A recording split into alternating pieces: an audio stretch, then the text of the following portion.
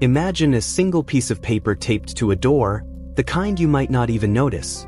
But for one man, that paper wasn't just a notice. It was a lock. A lock on his kitchen, a lock on his dream, a lock on the one thing that made him feel alive. This is the story of how that lock was shattered not by one man's anger, but by the quiet, fierce loyalty of strangers who decided that some rules are just wrong. From which country are you enjoying this story? Please make sure to tell us in the comments. Alright, let's talk about dreams. Not the kind you have when you're asleep. I'm talking about the awake kind. The kind that gets you out of bed at 4 a.m. when it's dark and cold and every sane part of your body is screaming at you to hit the snooze button. The kind that lives in the pit of your stomach, this little knot of fire and hope and pure, undiluted want. You know that feeling? That's the feeling we're starting with today. This is the story of a man and that feeling. His name is Marcus. Marcus Johnson. And for Marcus, that dream smelled like caramelized onions, smoked paprika, and his grandmother's secret spice blend. It sounded like the gentle sizzle of a perfect piece of catfish hitting a cast iron skillet. It looked like a dining room table, his dining room table, surrounded by people not just eating, but experiencing, laughing, closing their eyes for a second to just savor it. See, Marcus was a chef. Not just a guy who could cook. A chef. He'd done the whole thing, culinary school, working the line in hot, chaotic New York kitchens, getting yelled at by some French guy with a temper shorter than a paring knife. He'd paid his dues.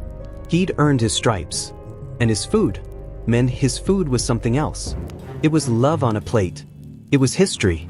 It was his grandma's kitchen in Mobile, Alabama, fused with every technique he'd mastered in those fancy kitchens. He called it Gullah Geechee meets gourmet. And it was magic. But starting a full-blown restaurant? In this economy?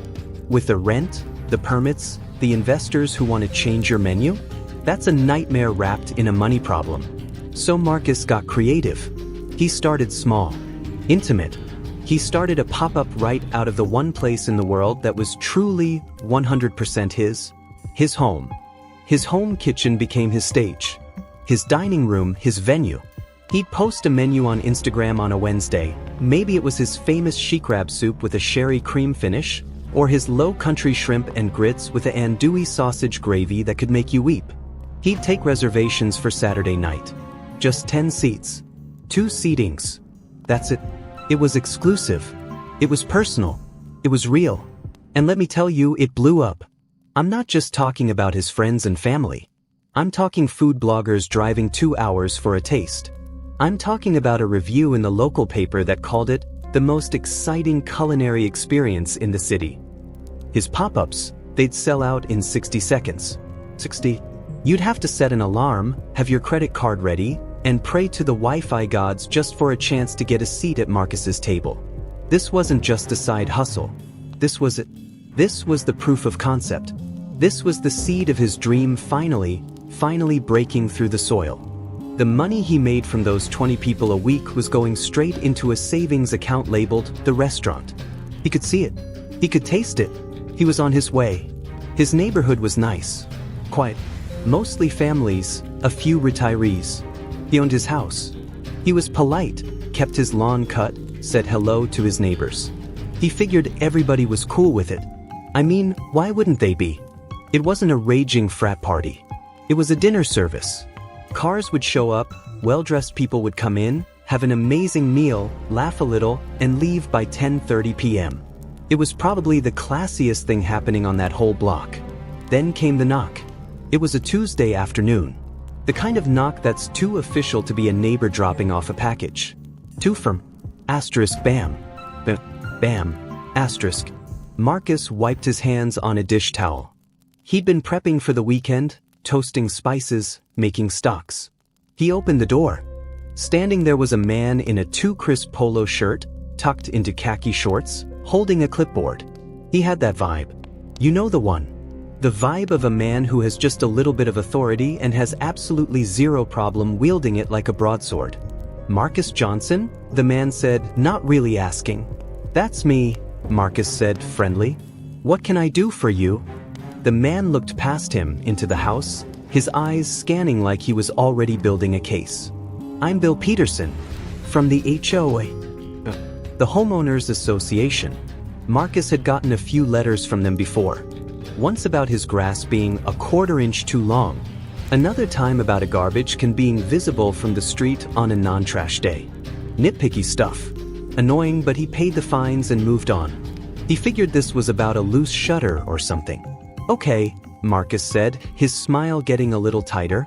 "What's the issue?" Bill Peterson looked down at his clipboard, then back up at Marcus.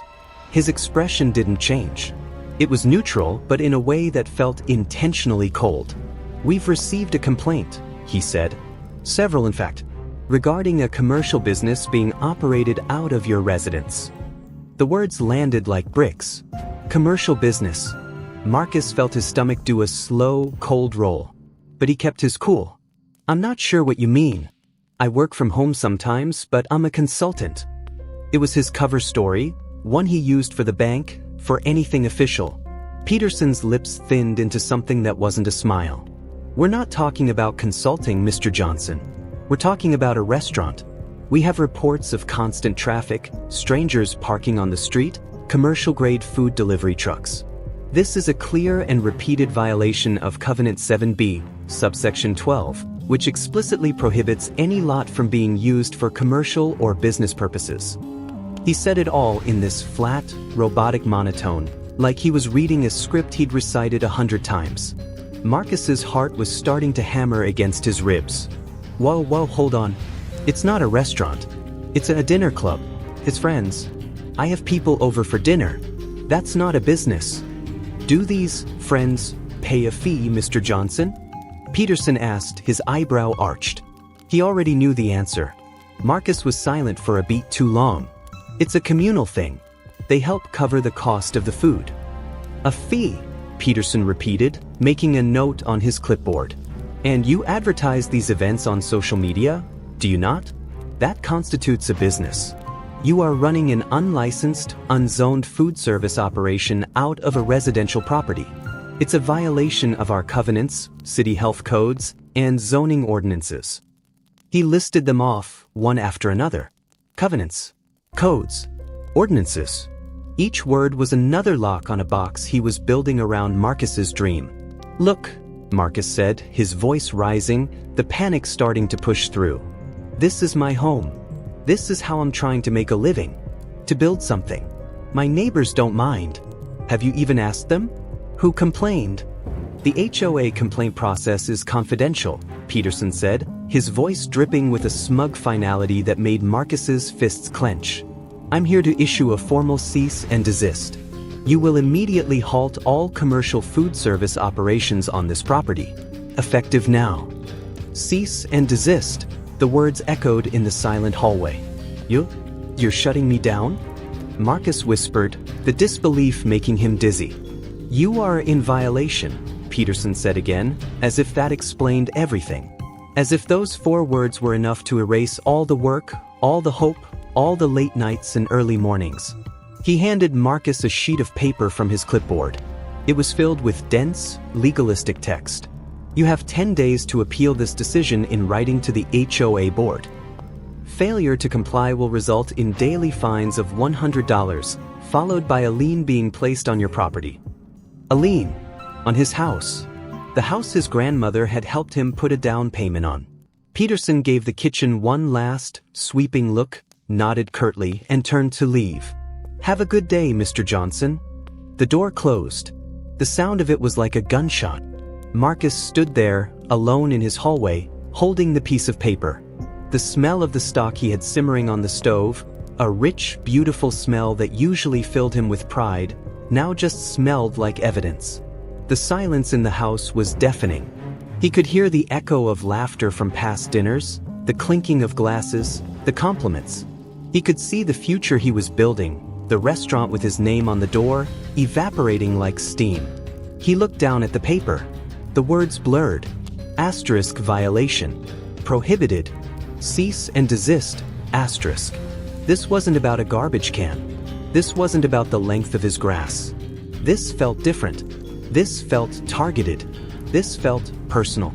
The knot of fire in his stomach, The dream, it was suddenly buried under an avalanche of fear, confusion, and a cold, hard truth. He was shut down. So there he was, Marcus Johnson, standing in the hallway of his own home, holding a piece of paper that felt like it weighed 1,000 pounds. The official HOA cease and desist. The words swam in front of his eyes, all that legal jargon designed to do one thing and one thing only: stop you cold. You ever get news that's so bad, so sudden, that your brain just short-circuits? You can't even process it. It's like your mind hits a wall and just shuts down. That was Marcus. For a good 5 minutes, he didn't move. He just stood there, listening to the hum of his refrigerator, the faint bubble of the stock pot still going on the stove. Then the emotions hit. And they didn't come one at a time. Nah, they came in a wave, all crashing together. First, the hot, sharp sting of anger. Who did this Bill Peterson guy think he was? Rolling up in his polo shirt and khaki shorts, talking about covenants and ordinances. This was his house. He paid the mortgage. He paid the HOA fees that were supposed to take care of the community pool and flower beds, not fund some secret police force for dinner parties. Then, a cold, slithering feeling of paranoia. Who complained? Peterson said it was confidential. But who? Was it old Mr. Henderson across the street? He was always out watering his lawn, but he always waved. He'd even complimented Marcus on the smell from his grill once. Was it the new family down the block? The ones with the minivan and the 2 kids who always seemed stressed? Did the cars bother them? Why not just come talk to him? Knock on the door and say, "Hey Marcus, love your food, but the parking's getting a little tight on Saturday." He would have listened. He would have figured it out. He'd have asked guests to carpool. Anything. But to go straight to the HOA? To file a formal complaint without even a conversation? That felt cowardly. And it felt targeted. Underneath the anger and the paranoia was the real gut punch. A deep, aching sadness. He walked into his kitchen. The counters were covered in prepped vegetables, marinating meats, jars of his homemade spice blends. It was a beautiful, organized chaos. It was his church. This was where he felt most like himself, most alive. And this piece of paper was telling him it was illegal, that the thing that made him him was a violation.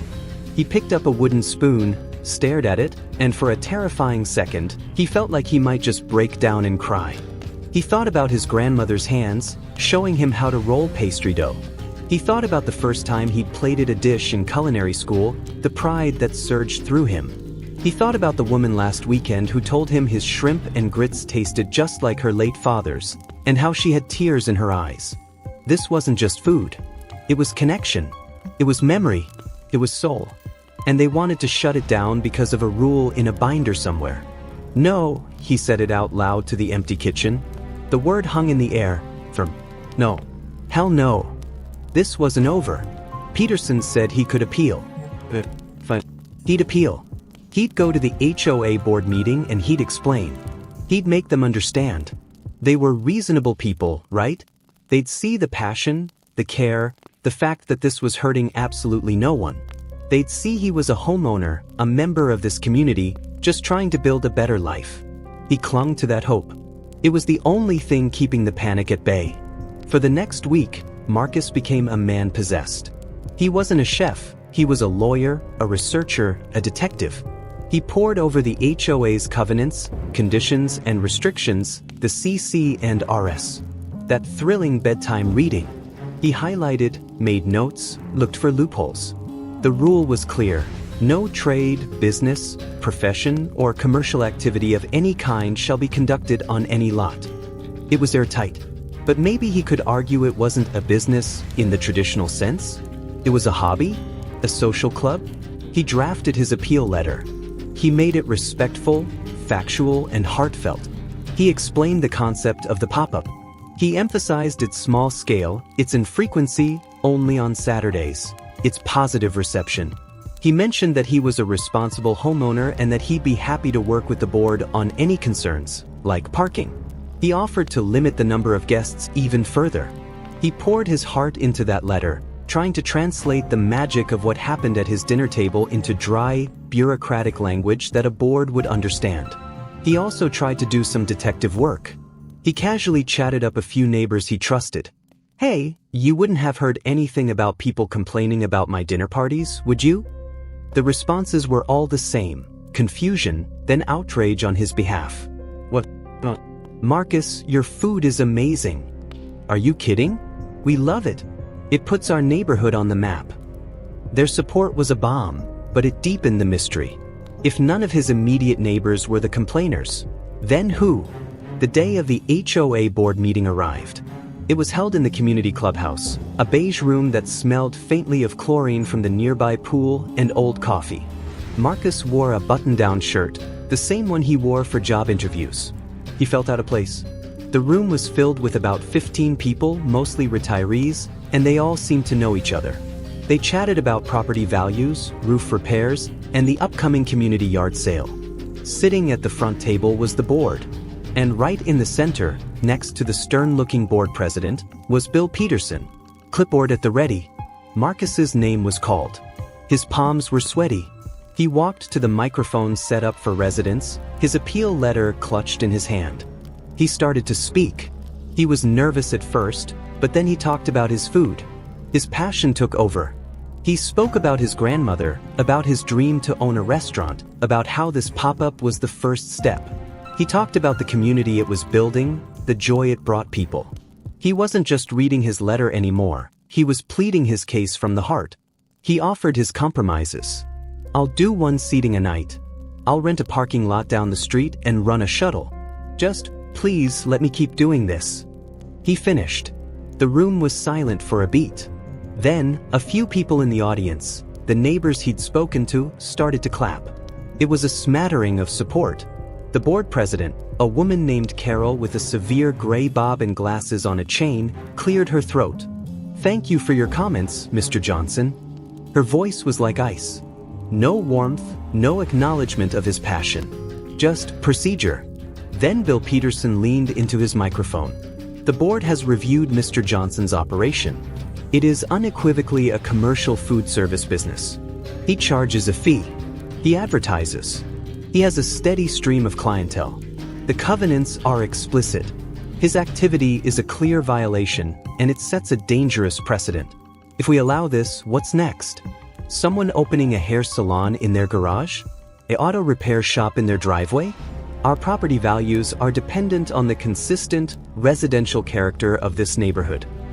He spoke about Marcus's dream like it was a blight, a cancer that needed to be cut out before it spread. Marcus couldn't believe it. "It's not a hair salon. It's dinner," he said, his voice cracking with frustration. Carol, the president, cut him off. "The rules are the rules, Mr. Johnson. We cannot make exceptions based on sentiment." She said the word sentiment like it was a contagious disease. "The cease and desist order stands. You are to stop immediately." The board moves to deny the appeal.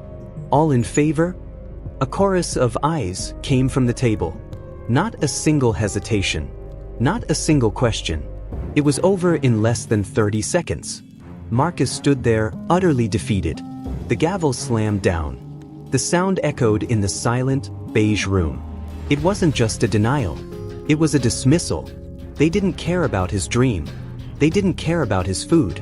They didn't see a passionate chef. They saw a violation. A problem to be solved. He walked out of that clubhouse into the warm night air. He felt numb. The hope he'd been clinging to was gone, crushed under the weight of their bureaucracy. He got in his car and just sat there, staring at the steering wheel. They'd won. The polo shirt and the clipboard had won. What was he supposed to do now? For a week after the HOA meeting, Marcus moved through his own house like a ghost. The kitchen, his sanctuary, felt like a crime scene. He'd covered the pots of unfinished stock and shoved the trays of prepped ingredients to the back of the fridge. He couldn't even look at them. The silence was the worst part. No sizzle, no simmer, no music, no laughter. Just the hollow hum of an appliance where a heartbeat used to be. The anger had burned down to a cold, gray ash of defeat. They'd won. What was there to do? Fight a lawsuit he couldn't afford against a board with a bottomless pit of legal fees paid for by his own HOA dues? It was a sick joke. He felt stupid for ever thinking he could appeal to their humanity. You can't reason with a rulebook.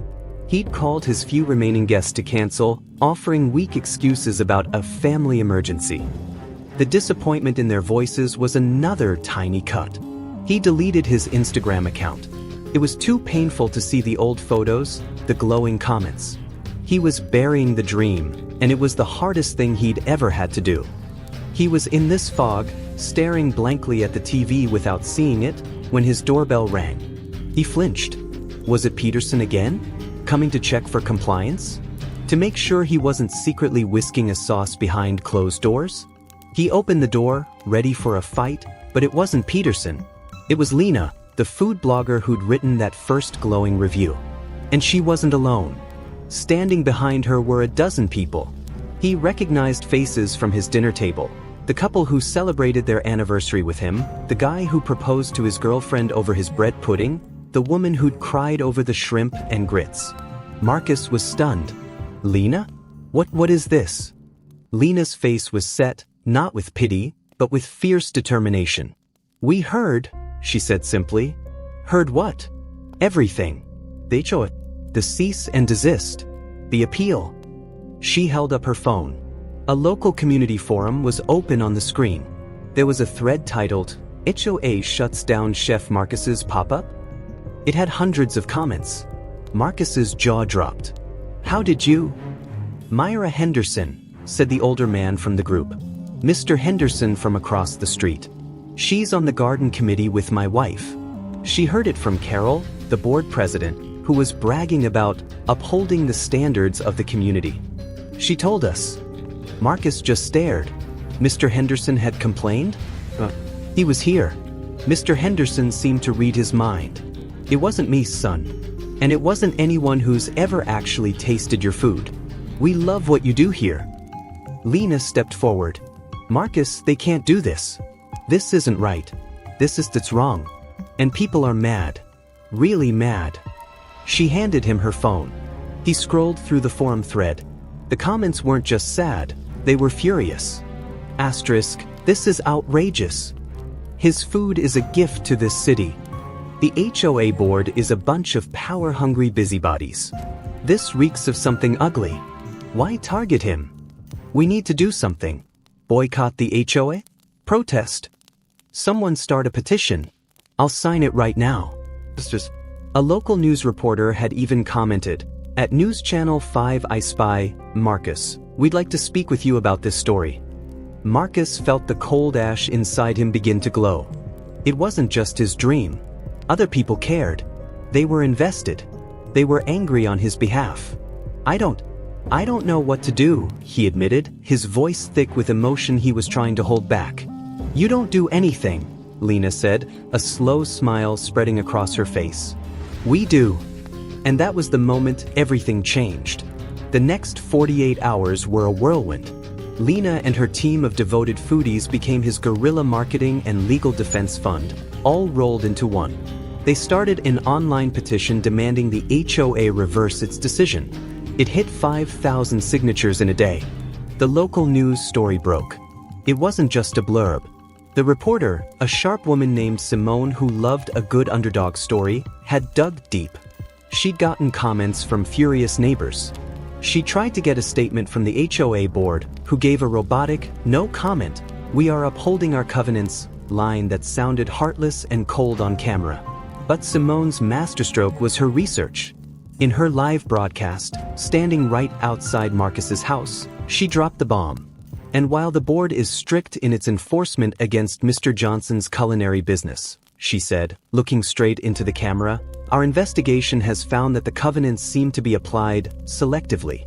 Board President Carol Wilkins runs a thriving Etsy craft business from her home, selling handmade candles.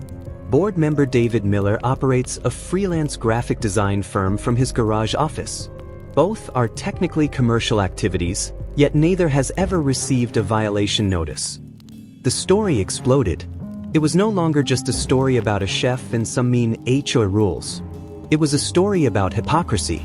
It was about bias. It was about why this business, run by this man, was targeted when others weren't. The online outrage went nuclear. The petition skyrocketed to 50,000 signatures. Comments flooded the HOA's social media pages, which they quickly deleted. National food blogs picked it up.